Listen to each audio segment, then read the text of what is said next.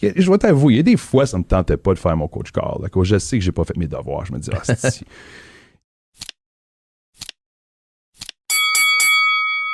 Au niveau du coaching que tu as avec Bill puis Tom, tu dirais que c'est-tu plus au niveau de comment présenter les propriétés? Comment c'est au niveau du marketing? Qu'est-ce que tu retires le plus de ça? Moi, je pense qu'il va vraiment aller chercher un peu de tout. OK.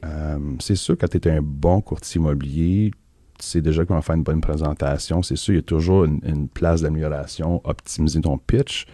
Mais c'était plus dans le but de bâtir une équipe, se bâtir des systèmes en place pour que moi, ma job, c'était de justement rencontrer des clients, faire face à face, soit un acheteur ou un client vendeur, puis le back-end soit organisé. Donc, quelqu'un qui fait ma comptabilité, quelqu'un qui rend mes listings, quelqu'un qui fait le staging, quelqu'un qui scanne mes documents, quelqu'un qui répond à mes appels, mes courriels.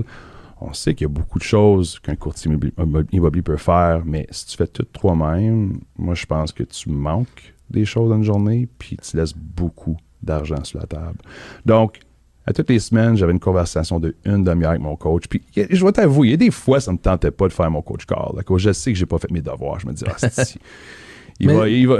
Mais ça, c'est une des raisons pourquoi que c'est important d'avoir... Tu sais, c'est facile quand tu es tout seul puis tu n'as pas de coach. T'as pas personne à... Il n'y a pas personne qui te dit, hey, t'es dans le champ gauche. C'est ça.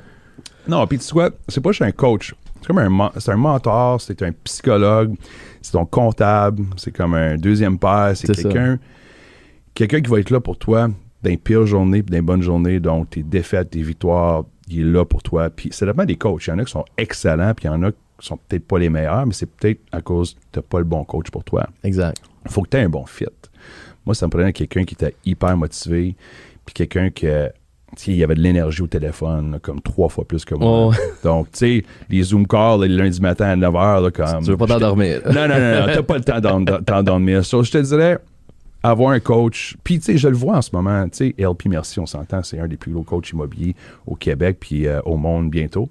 D'ailleurs, nous trois, on était sur une scène avec lui récemment. Écoute, la plus belle crise de conférence que j'ai pas vue en longtemps. On s'est retrouvés les trois sur le stage. Mais on s'est aussi retrouvés les trois en backstage. Oui, hein? Une belle vidéo de ça. Ouais, des escaliers. On était crampés de même. On disait que Jean-Sébastien était tombé par en arrière. Là. Je sais pas, il était ça.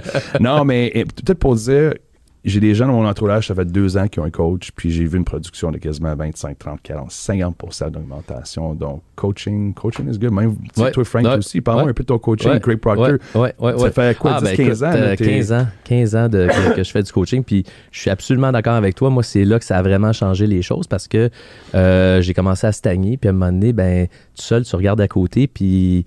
Tu sais, rendu à un certain niveau, tu n'as pas beaucoup de gens avec qui tu peux te comparer non plus puis qui peuvent t'amener plus loin. Puis comme on dit souvent, mais tu sais, si tu joues au tennis avec quelqu'un qui est moins bon que toi, tu vas pas t'améliorer. Fait qu'il faut que tu joues avec des gens qui sont de plus haut calibre pour hausser ton calibre toi-même. Fait qu'effectivement, moi aussi, c'est ça qui m'a permis vraiment de m'améliorer. Puis même encore aujourd'hui, parce que c'est peut-être un sujet qu'on va peut-être toucher, mais l'immobilier a changé très radicalement cette année. Puis, pour les gens qui n'ont pas de repères, qui n'ont pas de coach, qui n'ont pas d'assistance, je le vois maintenant, beaucoup de courtiers qui m'appellent sont perdus, sont comme, je sais pas ce qui se passe, je sais pas quoi faire, qu'est-ce qui se passe, les taux d'intérêt, si ça. C'est quelque chose que j'imagine que vous devez vivre pareil 100%. À Gatineau. Ouais. Puis, l'autre chose qui est le fun avec le coaching, Tom Ferry faisait peut-être 2-3 événements par année, puis c'est pas des événements de 200-300 personnes, c'est des événements de 5000 personnes en Californie. Donc, oui, pendant 4 jours, il y avait des bons conférenciers, mais quand tu vas dans une conférence, c'est pas les conférenciers, c'est les gens que tu rencontres. Exact. Qui vivent les mêmes genres de problèmes, les mêmes victoires dans d'autres villes, d'autres pays. Puis c'est le fun d'avoir un peu leur input de qu'est-ce qu'eux autres font dans leur marché qui fonctionne vraiment bien. Donc, je te dis, il y a peut-être 4-5 trucs que je t'ai cherché dans mes conférences qui m'ont vraiment aidé à performer ici au Québec. Donc, c'est ça, oui, c'est différent d'un marché à l'autre, mais ça reste la base des choses. Moi, j'aime ça t'entendre, puis ce qu'on remarque des succès des personnes qui viennent ici, c'est que ce sont des gens qui regardent toujours où ce que les autres ne regardent pas. Ouais. On a reçu Luc Poirier dans ses investissements. Lui, il regarde où ce que les gens ne regardent pas. Puis ce que tu viens de dire, d'aller dans une conférence, puis d'avoir aussi accès aux gens qui sont là. Oui, 100%. Bien, la majorité des gens s'en vont là pour focuser sur la personne qui va donner la conférence, mais tellement vrai de regarder alentour. On a souvent dit qu'on fait plus d'argent au bar le soir que durant la conférence.